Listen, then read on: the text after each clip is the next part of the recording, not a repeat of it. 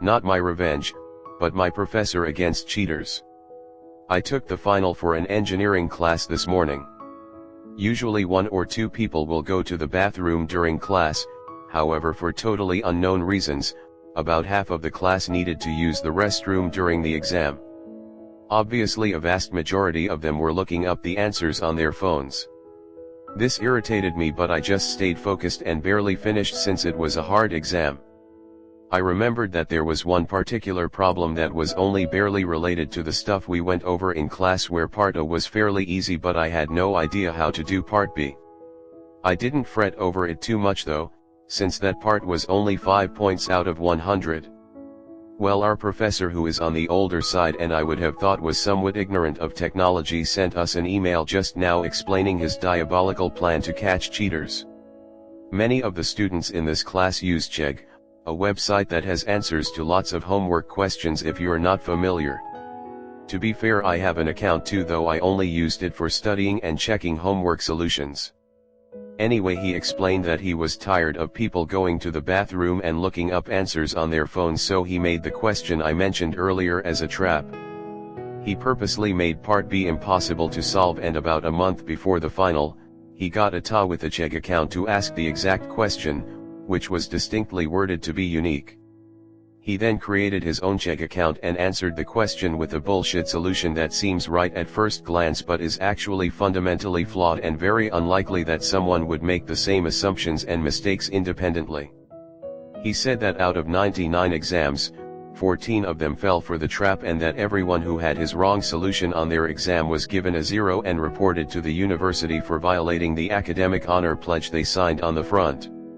He also sent an email to all the other professors in our department giving them the list of cheaters. Edit: I forgot to mention he gave full credit on part B of the question to everyone else. Edit 2: Hi guys, I'm writing this 5 months after the initial post. I'm glad this post is getting attention again, and I'm once again receiving messages from people wanting to get in touch with the professor or students from the class, so now that this post has run its initial course, I'll burst everyone's bubble by admitting that I mostly made this story up. It's based on a real incident that happened in my department a couple years ago, but I wasn't in the class personally. I only heard about it third-hand from someone I didn't know that well. So while the general plot and end result of the story is true, I changed some details to keep the professor and school anonymous, and took creative liberty in writing it from a first-person viewpoint. Unfortunately, the part about my department letting students go to the bathroom during exams with their phones was true, and is still true to this day, and to my knowledge the incident this is based on is the only time that a professor actually took a stand against this shitty policy. So yeah, I don't know the professor personally, since the class he taught is not part of my program's curriculum, so I won't put anyone in touch with him or anyone else who knows about the real incident and could expose his identity. Before anyone reports this for being fake, I will once again stress that while I changed the details, the actual events played out in a similar way, and the real professor did in fact get his revenge on the cheaters. Move on to the comment. In college, master's level heat transfer class. Professor gave a problem where the differential equation was impossible to solve. The entire class of master's and PhD candidates came back with the same issue. Professor told all of us to go back and try again, twice. After the third week of trying, he came back and said he finally tried the problem himself and it was impossible to solve. Never felt more proud in my college career. I was a TA for a professor like that. He wrote the tests and homework the day before giving them to the students, so they weren't very polished. Half the questions ended up having 4 different possible answers, depending on what assumptions the student made. Grading those things took for goddamn ever. For prospective ASL interpreters, in Texas at least, one of the requirements for certification is the test of English proficiency, TEP. Naturally, it evaluates your ability to use English because it's going to be one of the primary languages you will be working with. I took the exam without studying for it because I was better at English than my entire department, including faculty, and honestly better at it than the book the department wanted me to use. I missed 1 or 2 questions out of all 4 sections of the TEP, and I know for a fact that they were sentence completion questions, all because I was smarter than the test and knew that all the answers could be used in the sentence and have it make sense, but with only the single sentence to go on I didn't have context to clarify which answer they were looking for. I'm not salty at all. My BS Thermo class final, the professor had to leave for a meeting that started the same time as the final. He was dean of the natural science division, so this was a fairly regular occurrence. Since it was a small school and small class where he knew all of us really well, he trusted us to not cheat, since he could ruin us if we did, so gave us the exam, said I gotta go, it should only take you an hour or so, leave them on the desk when you're done.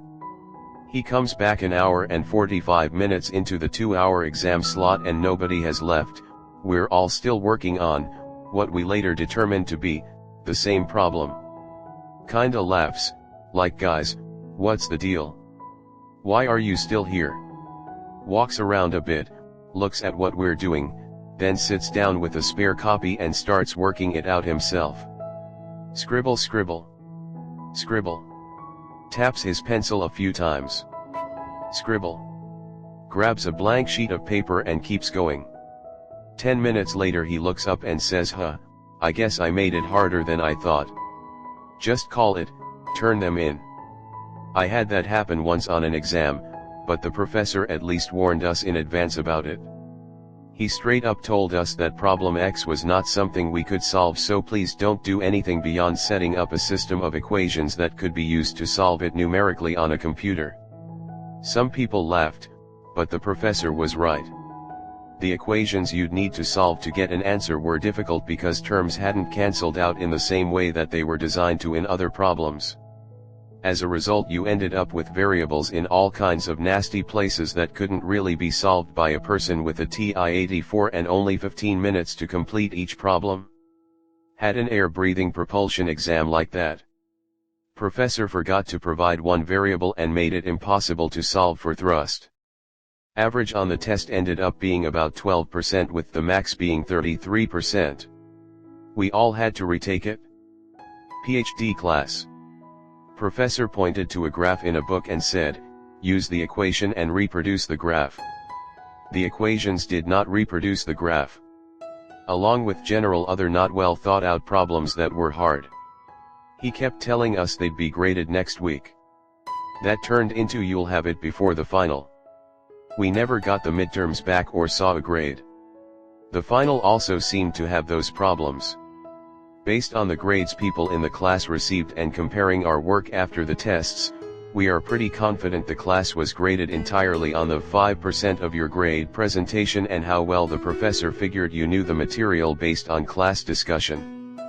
Vast majority of my profs have students turn in their phones and leave their bags at the front of the room during exams to prevent this exact scenario. I've had a couple classes where you can't leave whatsoever until you hand in the exam. I did witness an incident once following a lab practical exam. Earlier that year the prof had mentioned that the exams stay roughly the same each year, which is why we aren't allowed to keep our graded practical sheets after learning of our scores.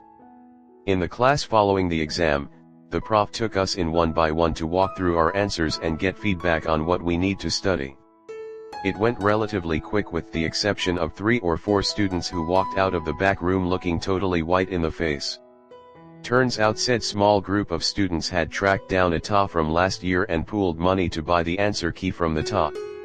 What they didn't know is that any TA who has worked with that professor is in on a scheme to catch cheaters, so they essentially revealed themselves even prior to taking the exam. Accordingly, the prof wrote 4 entirely new and unique exams only for those students who he was made aware of were trying to cheat. Needless to say, they failed the exams, were outed, and faced pretty gnarly academic punishment as a result. The reason for him writing 4 unique separate exams was he could tell who actually ended up trying to memorize and utilize the answer key. Of the 4 involved, only one of them remained in the class after that day, so I'm guessing he was the only one who had the brains to realize how stupid cheating that way was. He did however only score like a 65%, prof made those 4 exams inordinately difficult, and it tanked his grade, so he did face some sort of fallout from the whole thing.